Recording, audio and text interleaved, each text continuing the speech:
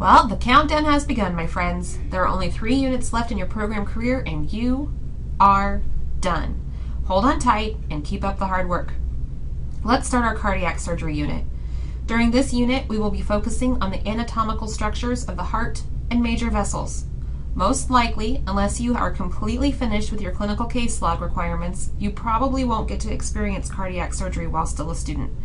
Furthermore, cardiac teams usually consist of experienced RNs and STs who have been exposed to general, vascular, and thoracic surgeries before they are cross-trained in cardiac. We have several graduates who work on cardiac teams now, so keep that in mind if you're interested in scrubbing this specialty, for you'll need to pursue employment at facilities that perform cardiac procedures. Our goals during cardiac surgery are to repair, replace, or correct congenital or acquired anatomical abnormalities. This means our patient population can include everyone from neonates to the elderly. Our focus will be to improve the function of cardiac systems. You'll remember well the vascular and pulmonary systems since we just completed their units, and now we are focusing intently on the heart and major vessels themselves.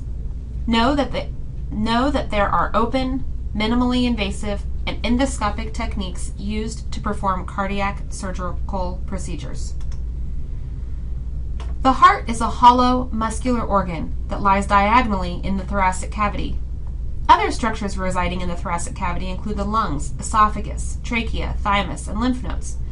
You'll recall from our last unit the mediastinum is a closed cavity within the thoracic cavity, and some of the previously mentioned structures live in the mediastinum, which lives in the thorax. So remember the analogy of the kitchen and the house for the pulmonary unit? Well, here's your recap. Thorax is like a house, mediastinum is the kitchen, stove, microwave, refrigerator, sink, they're all in the house, but they're more specifically in the kitchen. Same goes for the heart, great vessels, esophagus, thymus, trachea, bronchi, and lymph nodes. They all live in the thorax's kitchen.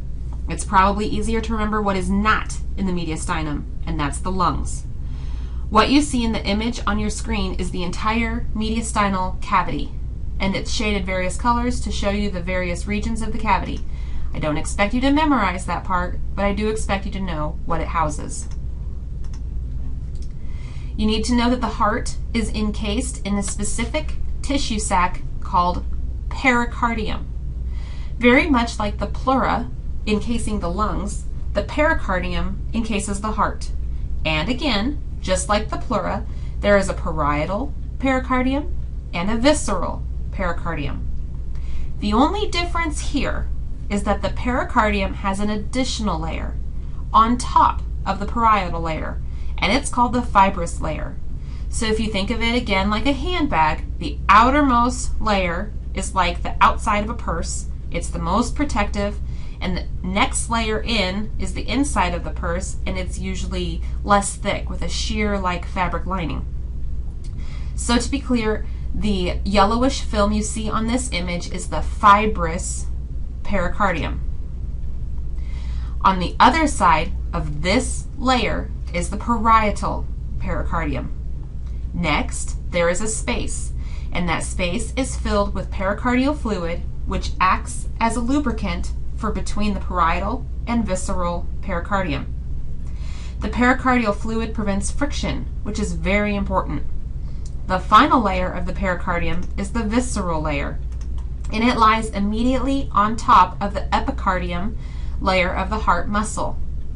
The pericardium is responsible for protecting the heart, preventing it from filling with too much blood, and preventing the heart from rubbing against the cavity wall while pumping. So now we've discussed the cavities, the protective covering, it's time to talk about the heart muscle itself. The heart is a hollow muscular organ that lies diagonally within the mediastinum. It's hollow because it fills with blood, and it's a very specific type of muscular organ, which we'll get to in a few slides. It lies 2/3 of itself on the left side of the chest and is approximately the size of a man's fist. The heart itself is composed of 3 layers of tissue.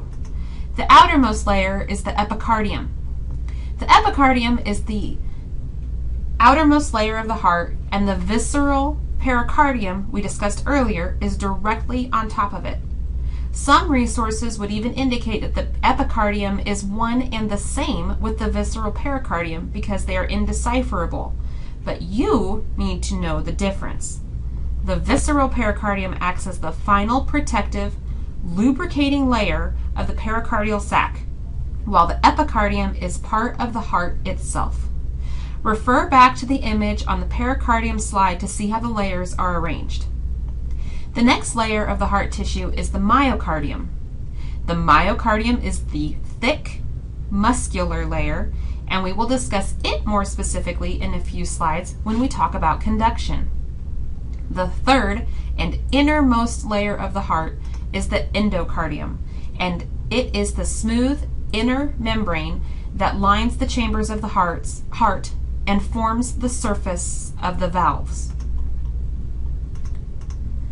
So on this slide, we're going to review some knowledge you already have. You know there are 4 chambers to the heart. Make sure you can name them. Remember, ventricles pump blood into arteries, either the pulmonary artery or the aorta. Always, the ventricles pump blood to arteries. Adversely, the atria receive blood from veins, either the vena cava or the pulmonary vein. Also, the atria are thinner walled than ventricles. Now we have to add some more knowledge to your brains. Look at the picture here. Notice how the picture on the left, over here, is showing the atria contract. Remember, both atria just received blood from a specific vein, and now they're contracting and sending that blood through an atrioventricular valve into the ventricles. These particular valves have more specific names, and you need to know them.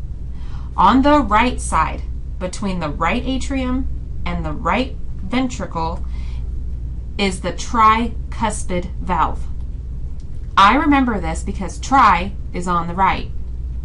On the left is the bicuspid valve, and just like all valves, they serve the purpose to prevent backflow of blood.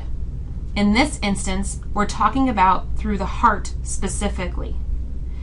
And just because I want to confuse you, not really, but just because this is a fact, the bicuspid valve, the one on the left, has an additional name, which is mitral valve, M-I-T-R-A-L. Hooray for multiple names for the same structure. I want you to review your information regarding blood pressure and what the heart is doing during each phase. Using the images on this slide, the picture on the left is the heart during diastole, and the picture on the right is the heart during systole. Make sure you understand these concepts.